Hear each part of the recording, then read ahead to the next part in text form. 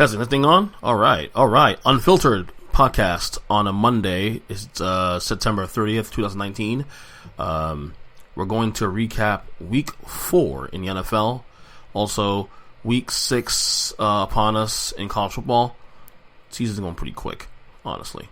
It's also a huge wrestling week ahead. If you're a wrestling fan, this week is a humongous week. It's kind of an ode to the golden era, if you will. The most important week we're gonna have, or have had, should I say, since the late '90s, the Monday Night Wars between WCW and WF. So we'll get into that in a second, and some of my expectations of of this week. Also, I'll touch on a little bit on James Hetfield from Metallica. Last Friday was announced that he has returned to rehab. Obviously, if you know Metallica and his story, obviously it's a big deal. I'm a big Metallica fan, so this actually hits close to home here for me personally. So my prayers with him and his family, number one, and the band as well too. All right, so let's go to the takeaways week 4. And what I'll do here is, and by the way, no theme music here today again. Working on that as we speak. I'm trying to get a new theme song for this. By the way, we will sometimes do this show in video form as well. We'll see when we do that. This felt today could probably do it on the it's audio only. So, of course, don't want to waste your time. You can follow me on Twitter at EJChristian7. The blog earnspeakingmedia.net. Well, earnspeak.net is Earnspeaking Media is the blog, of course. So let's get to the games. Let's get to, because I have a chance to talk about it last week. We'll go back to Thursday first. The big game between the Eagles and the Packers. The Eagles saved their season, in my opinion, beating the Packers 34-27. What a game. Aaron Rodgers had a huge game, but the Packers defense is horrible. Especially their run defense is horrible. I had actually taken the under in this game, and yeah, I got chastised on social media for it. Funny how, like, when you don't get the right picks, people will jump all over you, but when you have a good week, like I did in week 3, they people will call a silence. It's weird. It's a weird environment to be in social media where people are looking to harp on you for the bad. So, but the Eagles saved their season, and then when you look at the result last night's game with Dallas and New Orleans, which we'll get to in a little bit, it's definitely even a bigger win for the Eagles on Thursday night. Short week, Green Bay team that was unbeaten. And a game they needed, and a game they were behind early, and Green Bay threatened to actually put the game out of reach before the Eagles settled down and got things under control. So the Eagles are 2-2 now, very much in the thick of things in the NFC East. The Packers, of course, 3-1, and obviously the results of the Minnesota-Chicago game also it's a big loss for the Packers. So, all right, so the Sunday games here. A shocking, I guess, semi-shocking game here. The Tennessee Titans beating the Falcons 24-10. My takeaway here is this: Dan Quinn, hot seat begins now. If it wasn't clear last week that Dan Quinn and his job might be on the line, it's probably clearer now. The Falcons were favored to win this game. This is a must-win for the Falcons team. Against a Tennessee team that's themselves reeling. And again, I spoke about this a couple weeks ago when Drew Brees got hurt. An opportunity lost for the Falcons to take care of things when Drew Brees gone. Now, obviously, the Saints have won every game since then. The Falcons, unfortunately, has not kept pace with them. Now they're 1-3, and I think Dan Quinn and his job should be on the line, obviously, going forward. Tennessee, big win for the Titans. Marcus Mariota had a solid game, of course. But again, this is the narrative of Marcus Mariota. Just when you start writing him off, he has a big game, and then when you start buying into him, the opposite happens. So I'm not going to oversell this win for Tennessee. I will say this, though. The AFC South is definitely wide open. No one in that division wants to take control of that division. Whether it's the Jaguars, whether it's the Titans, whether it's the Texans, or the Colts. So we definitely have a race in the AFC South right now. All right. This is probably one of the biggest shocking games of the week here. The Cleveland Browns walking to Baltimore. Now, I took on the points here, number 1. So I definitely got that correct. I knew the Browns would be competitive because of desperation. I didn't think they could walk in there and blow out the Baltimore Ravens, 40-25, and this game really wasn't that close. I mean, that score really isn't indicative of the game. The Browns had control of that game from start to finish pretty much. And again, the Browns, starting to figure things out a little bit. I'm still on the fence with how I feel about the team moving forward against tougher opponents. Now, Baltimore is a tough opponent, although Baltimore now has lost last 2 games. And the Browns, out of nowhere, all of a sudden, in first place in the AFC North. I mean, granted, tied to the Ravens, but tiebreaker right now applies here, so the Browns obviously will be benefit from that. So, but this is interesting now. Quarter into the year, the Browns, while struggling the first couple of weeks, have now figured out a way to stay ahead. Get ahead in the AFC North. So, interesting situation in turn of events here in Baltimore. The old Browns and the new Browns. All right, the Patriots. Great defensive struggle here between the Patriots and the Bills. The Patriots hold on 16-10. The Bills had opportunities to win this game. The Bills had a lot of opportunities to win this game. They could not take advantage of that. Josh Allen, who got hurt in the game with a concussion, also threw 3 picks in the game. The lone Patriot touchdown was off a block punt. So again, the Bills had opportunities to win this game. They didn't do that. I will say this much for the Bills, though. Despite the struggles, they look like a playoff team. That defense is really good. And with the rest of the AFC right now, at least early on, teams that we probably thought would be playoff teams, Chargers and Browns, all teams in that ilk. The Bills right now have a leg up. They're 3-1 now, but they have a leg up. So, obviously Buffalo has to win some games moving forward, but if I'm a Bills fan, despite the loss against New England, I'd be encouraged. All right, Kansas City Chiefs stay 4-0 as well too. They defeat the Detroit Lions. They got their first loss of the year, 34-30. Mahomes didn't have a particularly good game, but made plays when he needed to. The Lions, of course, another team that had options in this game. They had leads late. Had a lead late, but Mahomes took the Chiefs down the field for the win, and that's just that. The Chiefs are 4-0 now, and we'll see. I mean, them and the Patriots right now of the probably right now the 2 best teams in the league, and obviously the rankings tomorrow when I do it will reflect that as well. The Carolina Panthers, another road win without Cam Newton and Kyle Allen's quarterback, defeating the Houston Texans 16-10. Again, the Texans team that you want to buy into. They won a big game against the Chargers last week on the road, and then they come back home and again absolutely shit the bed.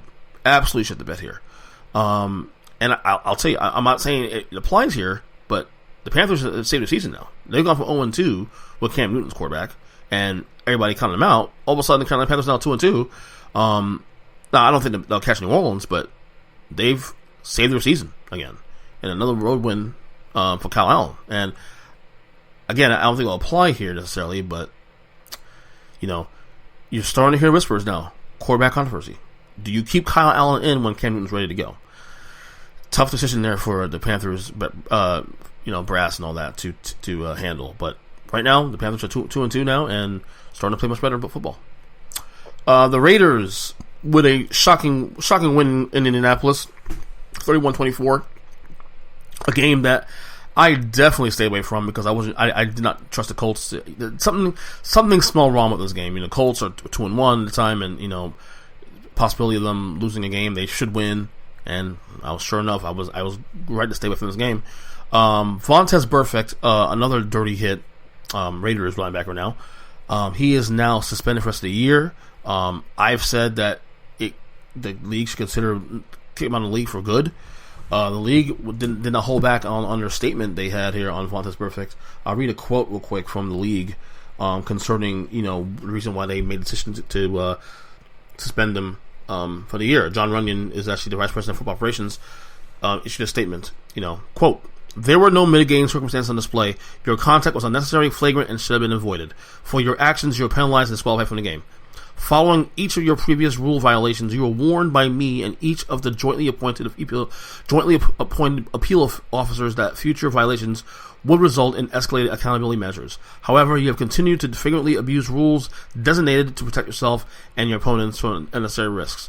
Your extensive history of rule violations is factored into this decision regarding accountability measures."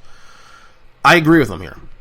And it could be argued that if they did decide to kick him out of the league for good, I wouldn't necessarily disagree with that either, too. I'm one person that I agree that players should be able to make a living and all that, but Burfict, again, time again, has not learned his lesson. So this had to apply, and this applies. And I credit the NFL for getting it right here, definitely, on this situation. Again, the Colts being in the AFC South, wide open division now, couldn't take control of the division with the Texans loss and whatnot, but they did not, and now we have all 4 teams are 2-2 in the AFC South. The Chargers beat the Dolphins 30-10. No surprise there, of course. Chargers now 2-2. The Dolphins still stay 0-4. The Giants are now 2-2, and they also saved their season now with Daniel Jones as quarterback. They beat the Redskins 24-3. The Redskins now 0-4. We did see Dwayne Haskins on the field for the first time in the second quarter of the game. Didn't really do much. And also the Giants saved their season too as well. I'm not saying they're going to be a playoff team, but at least a competitive and something to play for. The Seattle Seahawks beat the Arizona Cardinals 27-10. Again, a game that Seattle had to have, and after a tough loss against New Orleans last week. And they a big win on the road. The Cardinals now are 0-3-1. Larry Fitzgerald, however, did pass. Is now the number 2 all time in the reception. So shout out to Larry Fitzgerald for doing that. Another shocker here. Shocker of the result. I did take on the points though.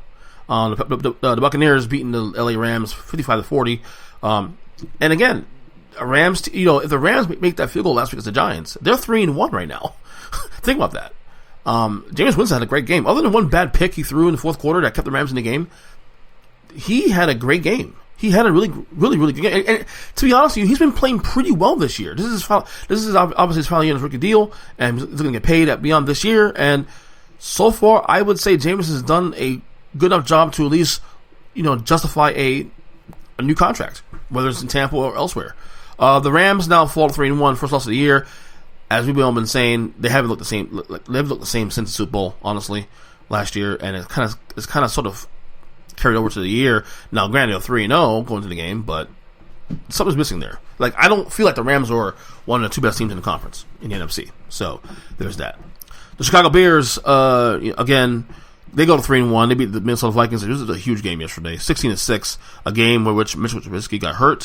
He's going to miss probably next week. They said his shoulder injury, isn't as serious as they thought initially.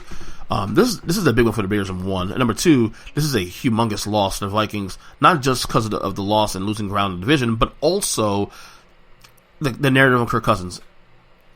What are you going to do? Look, the guy's getting paid, $85 million over 3 years, all guaranteed, and you put up 6 points on the board.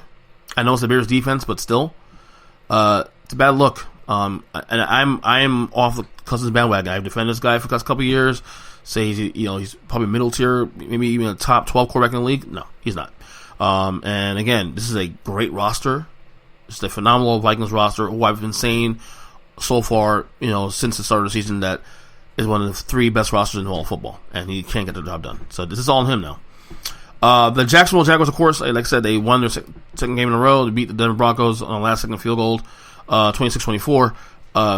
Big win for the Jaguars, of course. Like I said, the AFC South is wide open. All 4 teams are now 2-2. Gardner Minshew, wow, what a game he had yesterday.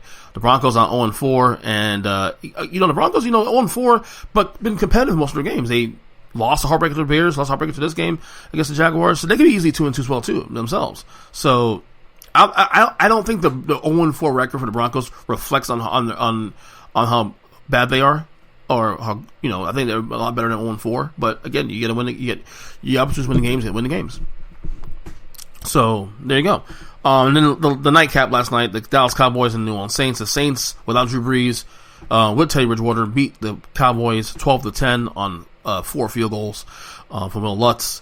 Big loss to the Cowboys, in my opinion, because this was a perception game for the Cowboys. Because 3-0, I have them number 2 in my power rankings, albeit their 3 wins are against the Giants with Eli Manning at the time, the Redskins who are 0-4, and then the Dolphins who are 0-4. So they need the Cowboys need a legitimate win. They didn't get it here, and now 3-1, and the Eagles are starting to, just a game back and lurking. This is a big loss to the Cowboys in terms of perception moving forward. So there's that. So there's a recap on the games from week number 4 rather.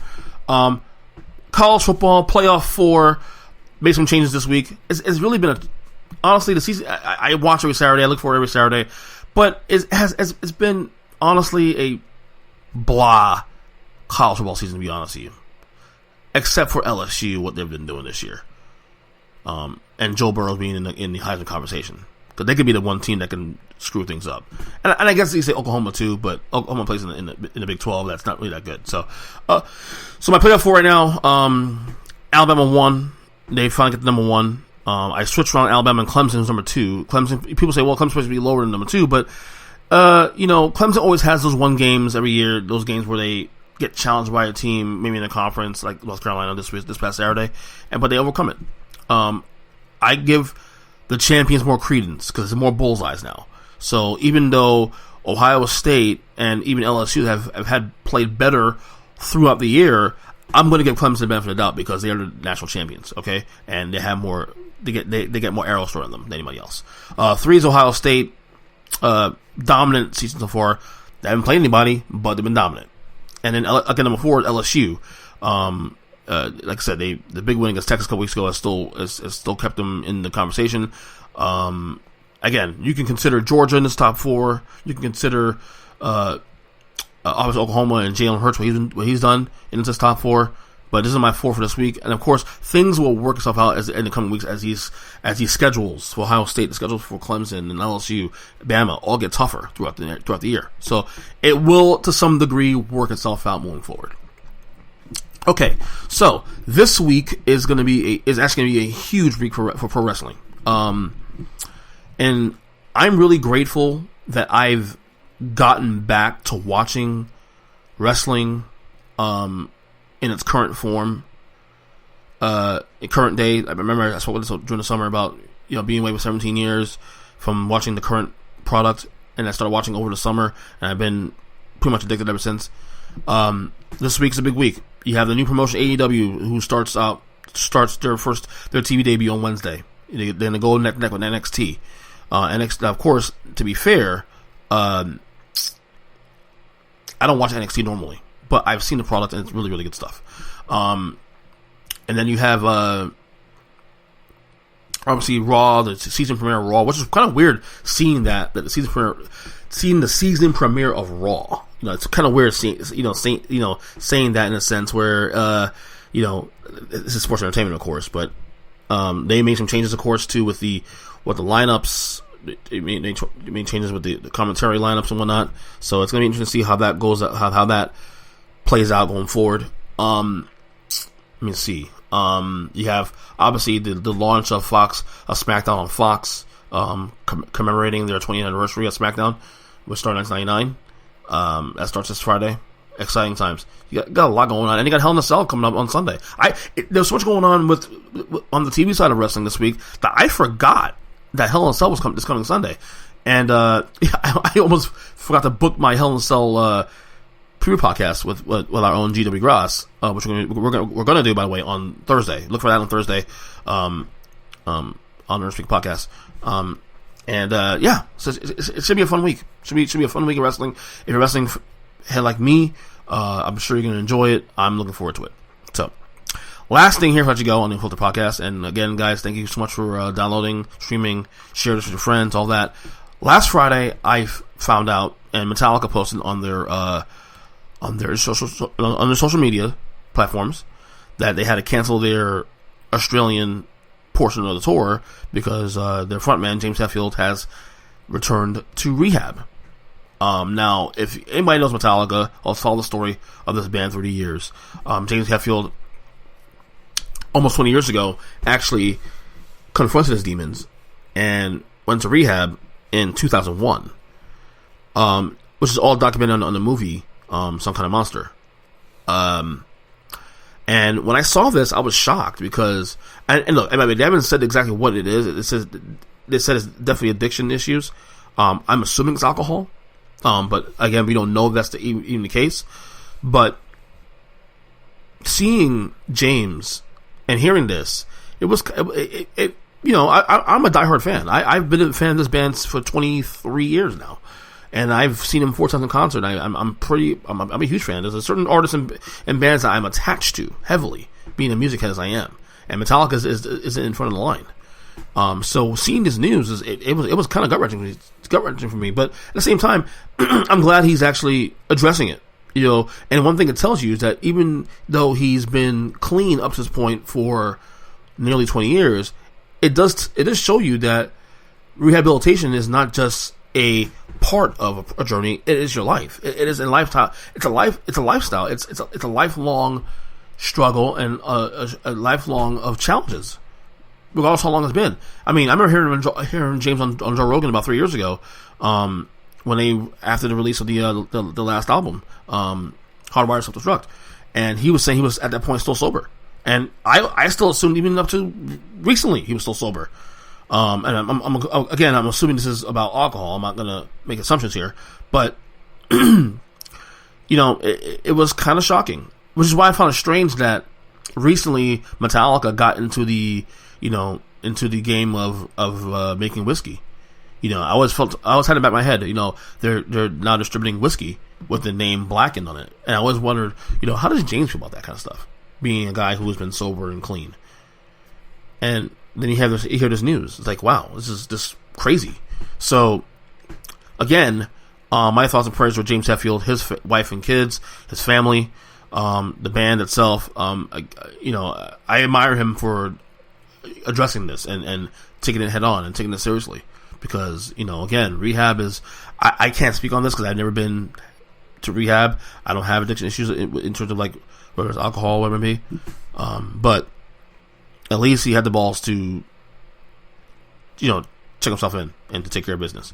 So, again, my thoughts were James Hetfield and the rest of Metallica and the world and all that. So, anyway, that'll do it for today's podcast. Unfiltered Podcast. Share with your friends on Twitter, of course, at E7. And, we'll do another one probably tomorrow as well, too, with the power rankings and everything else. As well, subscribe to the Urban Speaking Podcast as well, too. I did the podcast late last night that I put out this morning, talking about all the wrestling stuff I was just explaining to you guys a little while ago, but more in detail with my good friend, Mike Bernier, Mike the Squid, as we call him, and some of the stuff in there.